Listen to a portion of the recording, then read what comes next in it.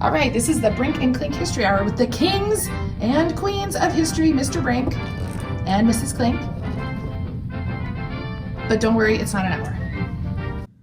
All right, hey guys, how's it going? Mrs. Klink is on assignment, so you have Mr. Brink today. We are going to talk about our next chapter. It is the age of exploration. We're going to start messing around with Europeans traveling across the Atlantic Ocean, coming to America, setting up colonies, setting up fur trades, battling with the Indians. It's going to be crazy exciting. So let's go ahead and get started. When we do that, though, we have to go back to 7th grade, kind of like a way back time machine. All the way back to Mr. Dennis's class, Mrs. Brosie's class, because you have to kind of put on your thinking cap about 7th grade history, because it all goes back and starts with this idea of the Renaissance. I'm talking about like the mid-1400s and what Europe was like, because Europe was nothing in the mid-1400s. There was nothing there. I mean, your whole world was a castle, and you lived around the castle. I mean, imagine if your life centered around your town. You never left Riley, you never left Somerville, you never left Hamilton. You never saw anything else in the world because your whole life was the castle. You walked around the castle, and that was it. All of a sudden, with this idea of the Renaissance, there was a birth of new ideas, new exchanges. It starts with the idea of the Crusades, when Europeans went back into the land of Jerusalem to try to recapture that Holy Land. And when they brought back with them, they brought back the spices, the new ideas, the discoveries of these areas. And it kind of sparked this whole new thought, a way of going out and doing something different. So the first guy to really take advantage of this is a guy from Italy. His name is Marco Polo. Oh, I am so good at that game. I used to rule the pool in that game. I would just go, Marco. Polo. And it was the best game ever because, man, that was my guy, Marco. Polo. See, and it was great. So you have to know this guy. Now, he is from Venice, okay? He travels on, this is back 6th grade, think 6th grade, the Silk Road. And it was just basically a trail that would take, 6 or 7 years to go from Italy over to China, Asia, and then maybe another 7 years to come back. So you're gone 14 years. But all of a sudden, when he comes back, Marco Polo. brings back all these cool ideas. He's got silk. He has got jade. He has got fine china. He's also got spaghetti. He's also got gunpowder. Spaghetti is not Italian, okay? It's Asian. Gunpowder, well, that's also from Asia. It's not from here. But what happened was people went crazy for all of his, items, and Marco Polo. would tell stories, and people just ate it up. They wanted more. They wanted more stuff. And, Marco Polo. was making all kind of money. So we have to talk about that. I need you to understand this throughout the rest of the 8th grade history classes. Money is power. There's no other way around it. Money's power. The more money you have, the more power you have. I mean, show me a powerful poor guy. There is none. Okay? Rich guys have the power. They get the best lawyers, they get off. You know what I'm saying? I mean, you got to have money. Money is power. So the whole thing about the Renaissance, besides the birth of art and, philosophy and thought, it was also the birth of commerce. It was the idea of buying and selling goods and making money. So here's our problem. This got this poor guy, Marco, Polo. and it takes him, 14 years to make a round trip. Now, could you imagine if you ordered something on Amazon and it took you 14 years to get it? Like, you had to be the age of 7, and all of a sudden you're 21. Hey, I just got my Nintendo Switch. It's awesome. It only took 14 years to get here. That's a long time to wait. And people were willing to do that because they wanted the silk. They wanted the jade. They wanted the spices. They wanted the stories that he would bring back with him. But there had to be a faster way to get to Asia and back. The problem was nobody knew what the world looked like back then.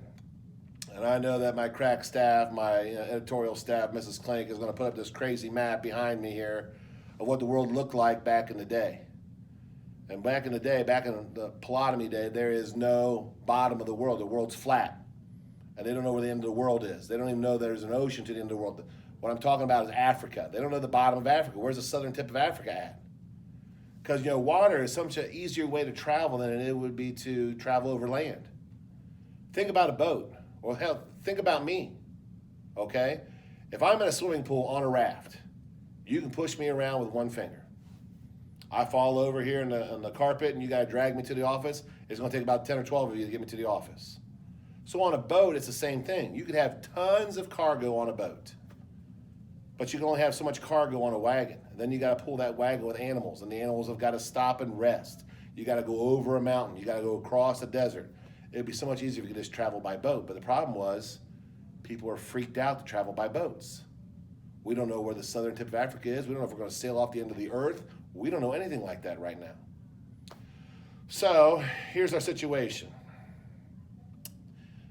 Somebody's got to be brave enough to find the bottom of Africa, find the southern tip of Africa. And, people travel down so far, get freaked out, turn around, come back. Next guy would go a little bit farther, get freaked out, then they would come back. In 1488, there's a guy from Spain.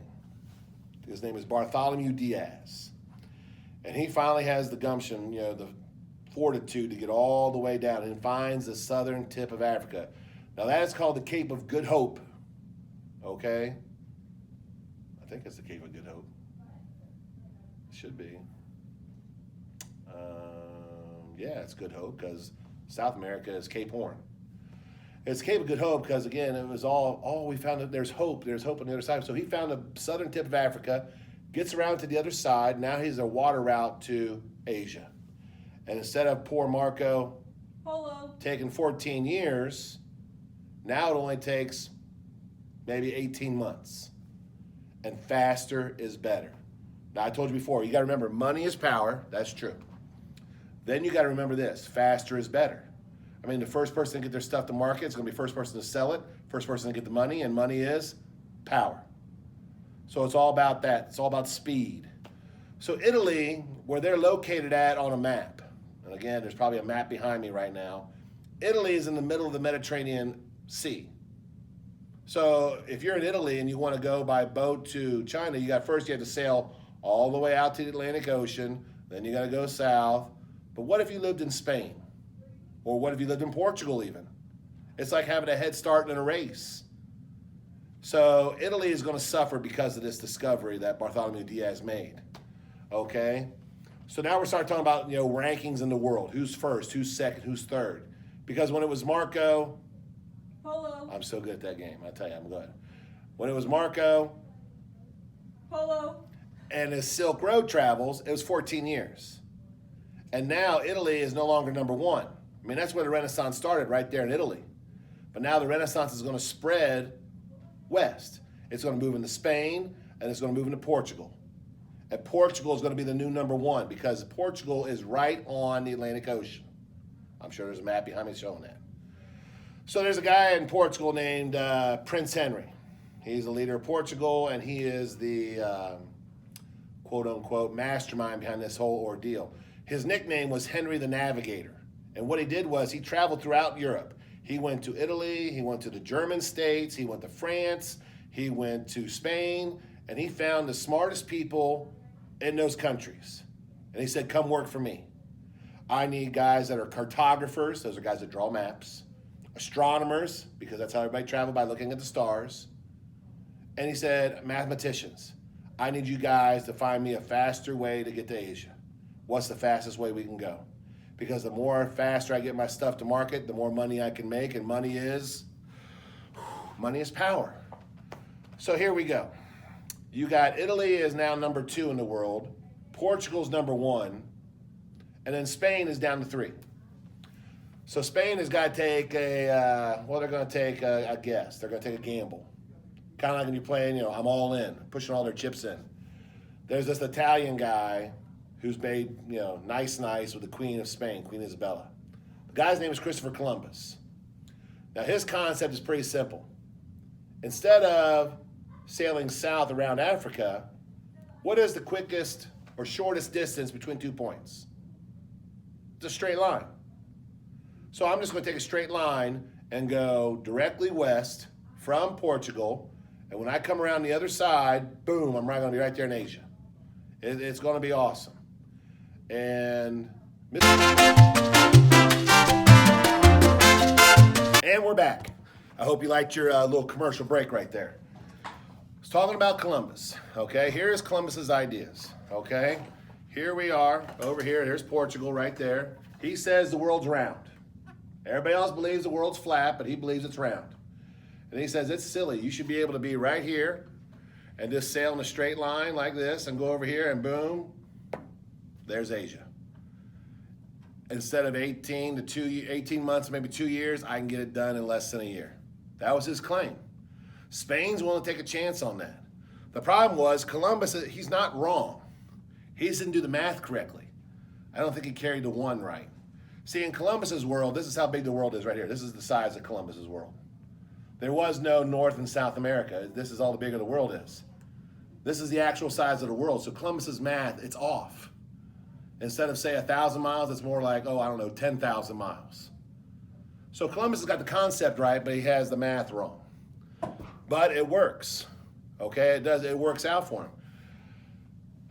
1492, Columbus sails the ocean blue, and it's a huge payout.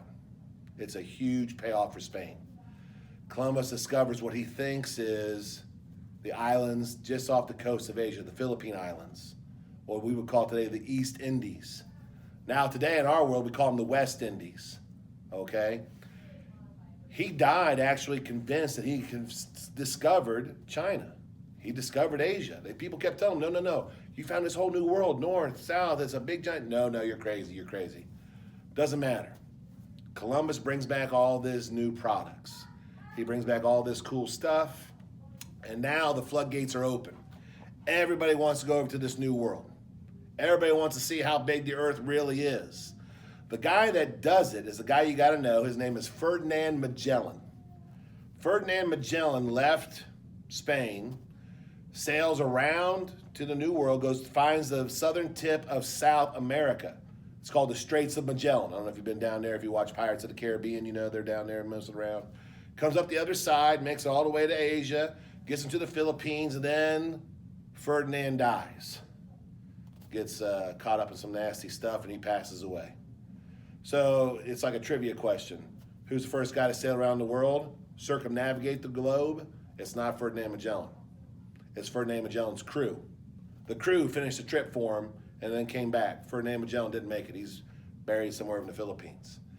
So what that means is now there has got to be new stuff out there to entice people to, why risk your life to get to this new world? So the big thing for today, besides Columbus and whatnot, the big thing for today is to understand this. There are 3 G's. Why somebody would risk their life to travel? Because, your life expectancy on the ocean was probably 20%. You were going to die in a wreck or, disease or Indian, whatever it could have been. So why risk all that? Well, there's 3 reasons. 1, gold. You want to be rich. There's rumors of golden cities in Americas, and that people want to come find it and they want to get the gold. Second reason would be God. Most Europeans believe that if we don't spread the word of God, that we can save ourselves, save these people, and get them into heaven.